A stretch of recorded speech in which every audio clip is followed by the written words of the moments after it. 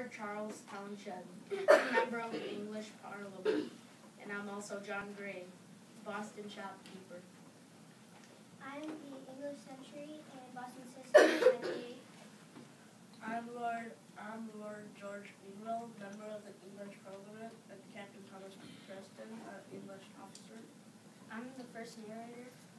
I'm the second narrator, and Crispus Talks a black sailor. I'm Boston Citizen 1 through 4.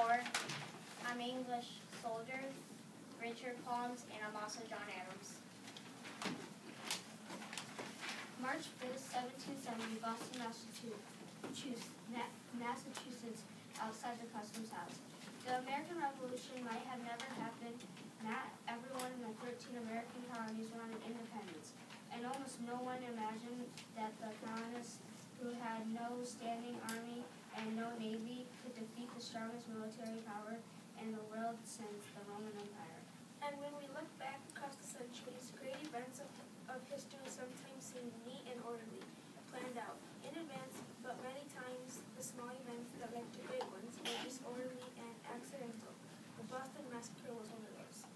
Neither side meant for there to be bloodshed that day. March 5th, 1770. In Boston, Massachusetts. A wet snow had fallen overnight.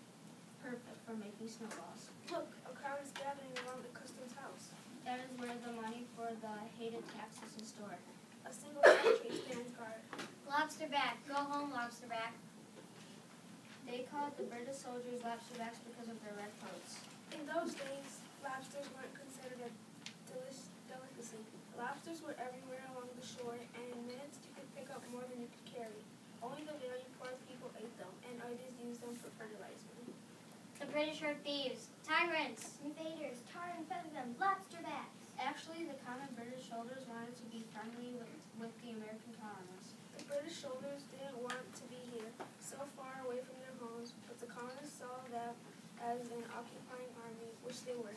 It was an impossible situation. The current of events was moving too quickly for anyone to control. Go away, you thugs. Thugs, he calls us thugs. If we had invaded London, then he might rightly call us thugs. Uh-oh, now they're starting to throw snowballs at the century. Down with British tyranny. Down with Townshend Acts. See, that man who just shouted, down with Townshend Acts, that's Crispus Talks a black sailor. Most of the facts about his life have been lost in time, but he's about to pay a big price for his views. The Townshend Acts provoke this. The Townshend Acts more import duties, in other words, taxes on goods imported from England. England taxed goods such as paper, glass, paint, and tea. The colonists didn't object to paying all taxes. Every English person paid taxes. It's just that the colonists wanted to be consulted about it. The men who wanted independence, patriots such as Sam Adams, Paul Revere, and Ben Franklin, needed a cause around which to rally the people to their side. Lofty talk and beautiful language about the rights of people wouldn't do it. They needed something concrete, something everyone could understand. With the Townshend Acts, the British handed the patriots a cause. Contradictorily, there was a political battle going on back in England between the two competing parties, and one party used the issue of colonial taxes to taunt the other side. Neither really cared about the issue itself, but they should have. To see how this happened, let's shift to the scene back to the English Parliament in London. 1767, London, England, inside the English Parliament. You're cowards. You're afraid of the Americans? We did not attack America, you whine. That was Lord Greenville. He used to be the head of Parliament, sort of like our president, but he got voted out of the office, and now he wants to gain it back. Do it for the Americans? No! Am I a coward? Do I not tax America? I dare! I am no coward! I dare to tax America! And that was the Lord Townshend. He's like our Secretary of the Treasury. Do you, Townshend? I wish to God I could see it. By God, you will see it! It's interesting to wonder what might have happened if the British had behaved more diplomatically, more intelligently towards the colonists in America. But colonies, especially those so way were expensive to maintain. Lord Greenville, looking for a cause to help him get re-elected, found a popular one in the idea that the colonies should help pay for their keep. It wasn't a smart move, but Lord Townshend jumped at it. That led straight to trouble and back to Boston. March 5th, 1770, Boston, Massachusetts, outside the customer's house. As you can see, the angry crowd has grown. Tar and feather, Lord Townshend. That shows you what you know. Lord Townshend's been dead these 3 years. Good, may he rot. May all England rot. Stop throwing things, you'll rebel, or I'll shoot you self-defense. Defense? We're the ones who need defense. Against you. Here comes John Gray. Break it up, everyone. Go home. John Gray owns the rope-making shop over there. Many merchants were against independence because they thought it would be bad for business. Go home, I say. Leave that sentry alone or there will be trouble. You've got some nerve, John Gray. He's been hiring British soldiers at the expense of Americans. Shame on you, John Gray. You're a traitor, Gray. He's no traitor. You're the traitors. You betrayed England and your king. Tar and feather, King George. Yeah, you watch your mouth. Down with England. Break it up, I say. They're throwing snowballs again. And rocks. Here comes an officer. Disperse, you troublemakers. Disperse at once, or I'll call out the guard. Look, he's drawing a sword. He means to attack us. A rock hits the captain. Now it's going to turn serious. Stop this! Go back and supervise your British soldiers. They're probably loafing.